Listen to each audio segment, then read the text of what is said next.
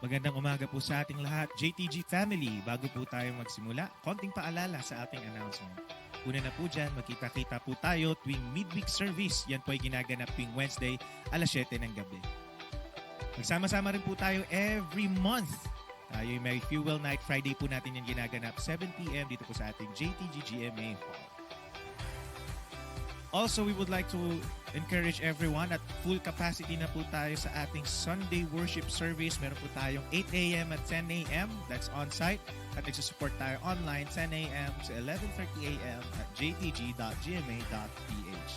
And finally, we encourage everyone, sumali na kayo sa ating mga small groups. May 3 pamamaraan kung paano po tayo sasali. Meron po tayong Bible study group, discipleship group, at connect group. According to your age, we have youth, young adults, and men's and women's connect group. Simulan na po natin ang ating morning devotion. Muli, magandang umaga po sa lahat.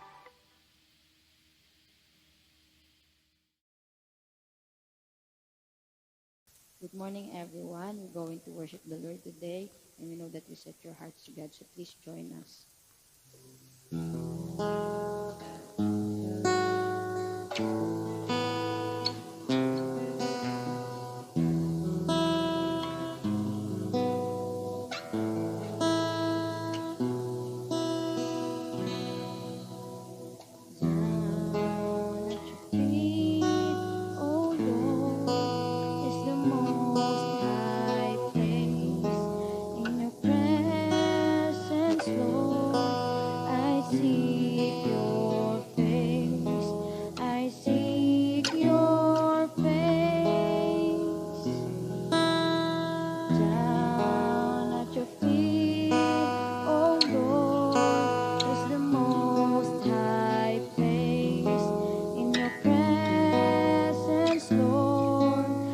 Mercy.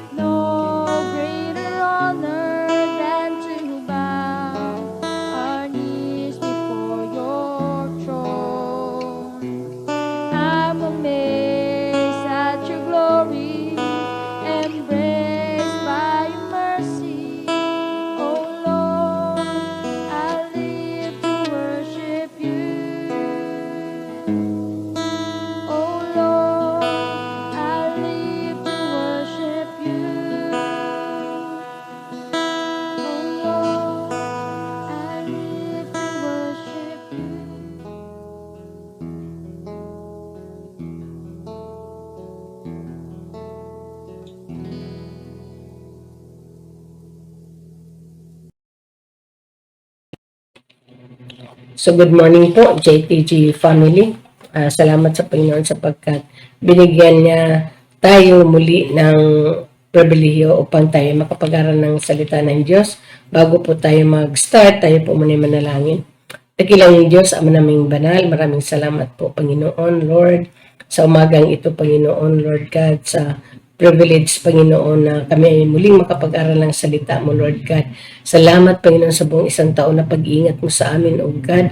Salamat sa kalakasan, salamat sa panibagong buhay.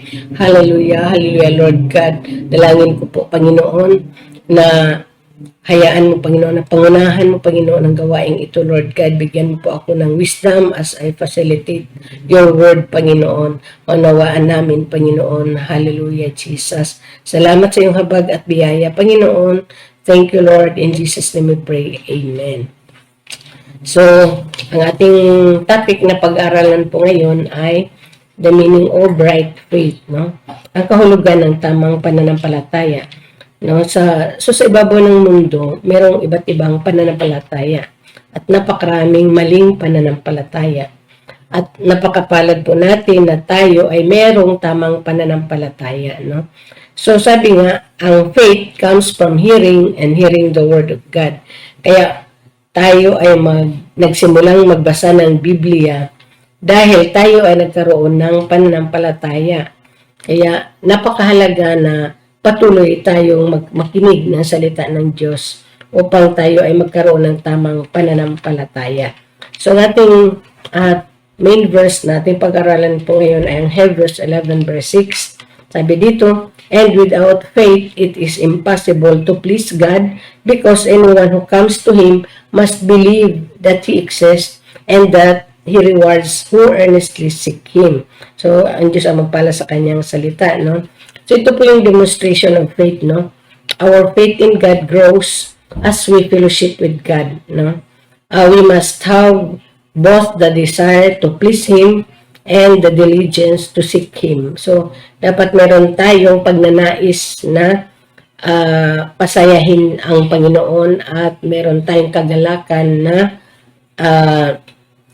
hanapin siya, no? Through prayer, meditating on the Word, worship, and discipline. All of these help us in our walk with God. So, merong isang example dun sa Old Testament sa Genesis chapter 5 verse 21 to 22, si Enoch, no? Sabi doon na Enoch walked with God in the wicked world before the flood came. He was able to keep his life pure. So, Enoch was taken to heaven one day. He never died. So, si Enoch ang unang na-rapture, no? Na tao, no? So, ang ating, meron tayong 5 punto na tandaan na pag-aralan, yung the meaning of right faith, no? Number 1, always trust God, no? Sabi sa Hebrews chapter 10 verse 38, ang matuwid kong lingkod ay mabubuhay sa pamagitan ng pananampalataya, ngunit kung siya ay tatalikod, hindi ko siya kalulugdan. No? So, hindi nalulugod ang Panginoon kapag ang isang Kristiyano ay tatalikod. No? Sabi pa ni sa John 15 verse 5, apart from me, you can do nothing. No? Kaya lagi tayong naka-abide sa ating Panginoong Hesus, no? At ang example na sa Bible character, Bible character, no, na sumulat sa Philippians chapter 1 verse 21 si Apostol Pablo, na nung sinulat niya ang Book of Philippians ay nasa loob siya ng Bartolina, no? Ngunit meron siyang tamang pananampalataya. Sabi niya sa Philippians chapter 1 verse 21, sapagkat sa akin ang buhay ay para kay Kristo at ang kamatayan ay pakinabang. So, ano po yung implikasyon sa atin dito? Sa panahon ng pagsubok, sa panahon ng kawalan, sa panahon ng sakit at karamdaman, patuloy natin pagtiwalaan ang Diyos sapagkat panghawakan natin ang salita ng Diyos sapagkat kung ang Diyos ay nangako ito po ay napangyari. Amen po. Sabi sa Hebrews chapter 13 verse 5, hindi kita iiwan ni pababayaan. No?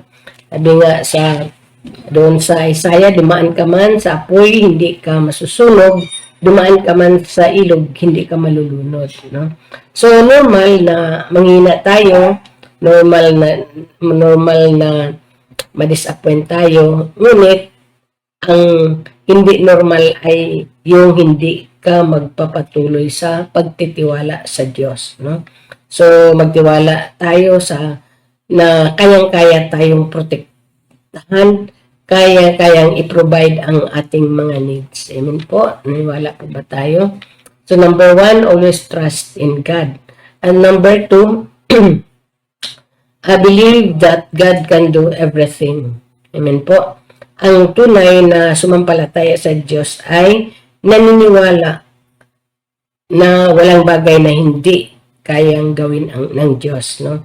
Sabi sa Jeremiah chapter 32 verse 27, ako si Yahweh, ang Diyos ng lahat ng tao. Walang bagay na mahirap sa akin. Amen po. So, at sabi sa Luke chapter 1 verse 31, sapagkat walang anumang bagay na hindi kayang gawin ng Diyos. No? Isa sa example na believe that God can do everything ay doon sa Hebrew 11 verse 29, no? Si Moises. Sabi dito, dahil sa pananampalataya, nakatawid ang mga Israelita sa dagat na pula na parang lumakad sa tuyong lupa. Samantalang nalunod naman ang mga Ehipsyo nang ito'y tumawid. Amen po. So, ang Diyos ay hindi gagawa ng himala kapag wala siyang nakita na pananampalataya. Amen? So, si Moises ay naniniwala na may magagawa ang Diyos. Amen po, sabi sa Hebrews 11:29, yun na, dahil sa pananampalataya nakatawid ang mga Israelita sa dagat na pula. Amen po, kaya ang tunay na sumampalataya sa Diyos ay naniniwala na walang bagay na hindi kayang gawin ng Diyos. Amen po. So, kapag tayo ay nag-alinlangan, no, hindi pa tayo tunay na nanampalataya sa Panginoon. Sabi nga sa Ephesians chapter 3 verse 20, sa Kanya na makagawa ng higit pa kaysa maaari nating hilingin at iisipin sa pamagitan ng Kanyang kapangyarihang kumikilos sa atin. Amen po. So, number 3, assurance of things expected. No? Assurance of things expected. Kapag sinabi ng tao na siya ay may totoong pananampalataya, nakakatiyak siya sa bagay na kanyang inaasahan. Kaya, kapag meron kang inaasahan, i-claim mo na yun, angkinin mo na. Amen po. Kapag may binitawang salita, no, declaration, no, angkinin mo na nang may pananampalataya mangyayari sa iyo. So, faith without action is dead. Sabi sa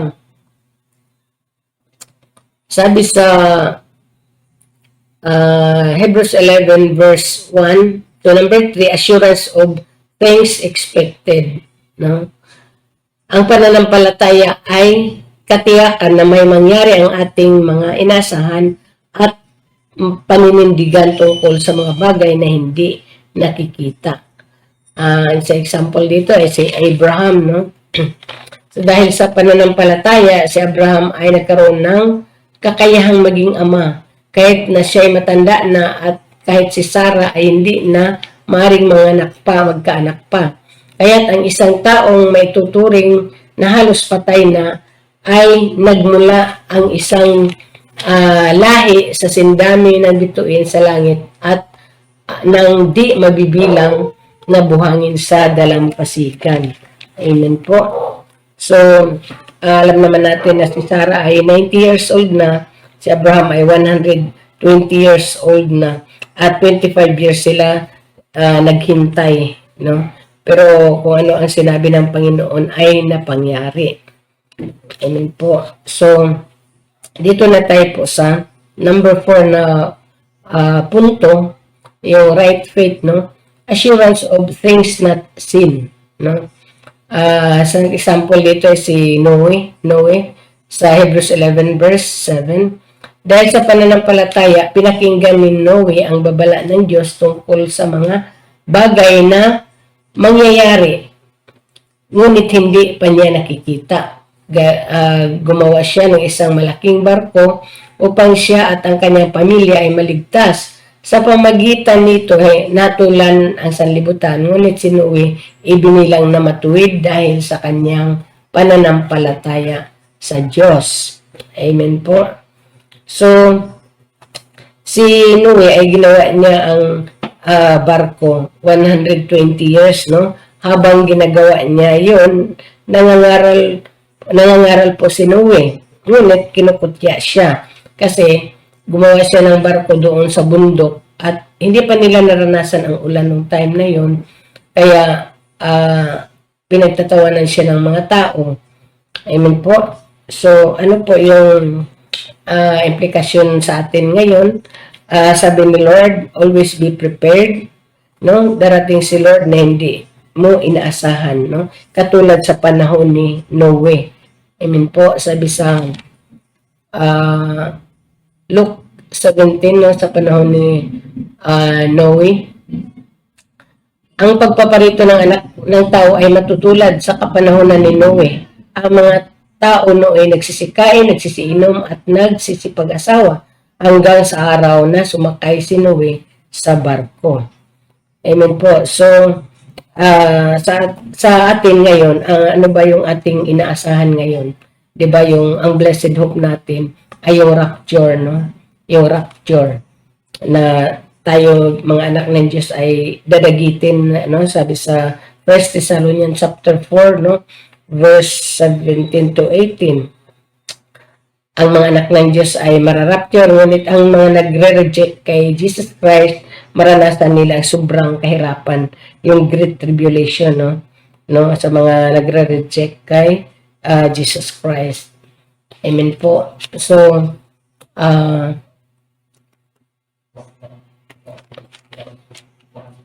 dalawa lang ang pupuntahan, no, ng ating kaluluwa, no? Eternal life and eternal punishment. Amen po. So, tayo ay patuloy na mananampalataya, no? So, number 4, number 5 na tayo, faith and obedience to the word of God, no? Si Abraham sa Hebrews 11 verse 8, sabi dito, dahil sa pananampalataya, sumunod si Abraham nang siya ay utusan ng Diyos upang pumunta sa isang lupaing ipinangako sa kanya. Sumunod nga siya kahit hindi niya alam kung saan siya pupunta. Amen po. So, si Abraham ay lumaki sa kanyang bayan sa edad ng 75 years old, no? So, nung inutusan siya ng Panginoon, ang edad niya doon ay 75 years old na. So, gaano kahirap na ikaw sasabihin na umalis ka dito sa bayan na ito, no? Pero si Abraham, dahil sa kanyang pananampalataya, siya ay sumunod, no? At siya ay pinagpala si Abraham ng Panginoong Diyos. Sabi sa Genesis chapter 12 verse 3, no, dahil sa kanyang pagsunod ay pinagpala si Abraham. Ang sa iyo'y magpapala ay aking pagpapalain at ang sa iyo'y sumumpa ay aking susumpain. Amen po. So, pinagpala ang tao dahil kay Abraham, no? Kung ano ang pangako ng Diyos na pangyari kay Abraham sa tamang panahon. Amen po. So, meron pang isang example sa New Testament, no? Si Simon Pedro doon sa Luke chapter 5 verse 4 to 5. Pagkatapos niyang mangaral, sinabi niya kay Simon, pumalaot kayo at ihulog ang mga lambat upang manghuli. Sumagot si Simon, Guro, magdamag po kaming nagpagod, ngunit wala kaming nahuli. Ngunit, dahil sa sinabi niyo, ihuhulog ko ang lambat. Amen po. So, si Apostol Pedro, nung narinig niya ang pangaral ng Panginoon, kaagad siya ay nag-OJT siya no, on job training after nakarinig siya ng pangangaral ng Panginoon. So, si Pedro ay may pananampalataya dahil kung wala, hindi siya susunod dahil pagod siya, buong magdamag, buong magdamag silang nangisda, ngunit wala silang huli, pagod, puyat, no? Pero dahil sa kanyang pananampalataya ay nag-obey siya. Amen po. So,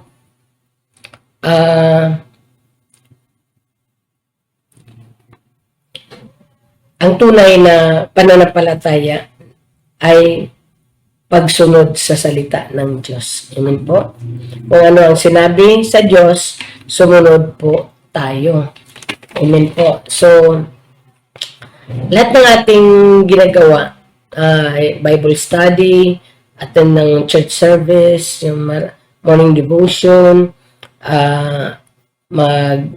D-group, ito po ay preparation sa muling pagbabalik ng ating Panginoong Hesus. So dahil sa pananampalatayang tapat, magkaroon tayo ng eternal life. Amen po. So, i-recap ko lang po ang number 1, always trust in God, yung meaning of right faith. Number 2, believe that God can do everything. No? Number 3, assurance of things expected. And number 4, assurance of things not unseen. Not seen. Assurance of things not seen. And number 5, faith and obedience to the word of God. So tayo po ay manalangin. Hallelujah, Lord God. Salamat, Ama, sa salita mo, Panginoon, na aming napag-aralan ngayon, Lord. Adalangin ko po, Panginoon, na ilagay mo sa aming puso, Panginoon, ikaw ang mag-cause sa aming puso, Lord, na kami ay manampalataya sa iyo, Panginoon. Patuloy mo kami pagkalalimin, Lord God, through your word, Panginoon. Hallelujah, Jesus. Lagyan mga aming puso, Panginoon, ng kauhawan ng salita mo, kauhawan ng presensya mo, Panginoon, Lord God. Hallelujah, Lord God. And as we face, Lord God, this new year, 2024, Panginoon, patuloy namin panghawakan, Panginoon, ang iyong pangako, Lord, na hindi mo kami iiwan, hindi mo kami pababayaan. Hallelujah, Jesus. At hayaan mo, Panginoon, ang iyong overflowing love, Panginoon, Lord God, ay aming maranasan, Panginoon. Hallelujah, Jesus. Hallelujah. Salamat, Panginoon, sa iyong habag at biyaya, Panginoon, Lord. Thank you, Lord, sa iyong pag-ibig, Panginoon, Lord God. Thank you sa iyong katapatan, Panginoon. Hallelujah. Ang lahat na ito, Panginoon, ay aming samot dalangin sa makapangyarihang pangalan ni Kristo Jesus. Amen and amen.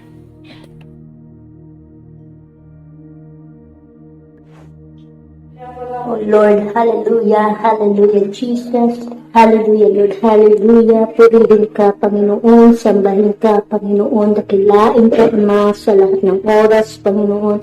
Maraming salamat sa iyo, Panginoon, Lord, sa iyong kabutihan, sa aming mga buhay, Panginoon, O God. At sa oras nito, Panginoon, patuloy po namin nilalapit sa iyo, Panginoon, ang aming mga puso, Panginoon, kung saan, Lord, sa aming mga pagkukulang, kami hinihingi ng kapatawaran sa iyo, Lord God. Hallelujah, hallelujah, Jesus. At dalangin ko po, Diyos, Panginoon, sa panibagong taon na iyong pinagkaloob sa bawat anak mo, Lord God, katatagan, paglalim sa presensya mo, sa mga salita mo, siyang igawad mo sa bawat buhay ng iyong mga anak, Panginoon, at lalo ka pa namin makilala, Panginoon, sa aming mga buhay, Panginoon. Dalangin ko rin, Ama, Panginoon, ang naghayag ng salita mo, patuloy mo siyang pagpalain sa kanyang buhay, gamitin mo siya, Panginoon, sa lahat ng dako ng iba't ibang lugar, Panginoon, O God. Hallelujah, hallelujah, Jesus. Dalangin ko po, Diyos, Panginoon, O God, maging kagamit-gamit siya sa iyong harapan, Lord. Salamat po, Panginoon, sa bagong taon na iyong ipinagkaloob sa aming mga buhay. At iyo namin ibinabalik, Panginoon, namin dakilang papuri, pasasalamat, pagsamba sa tanging pangalan ng iyong anak na si Jesus. Amen.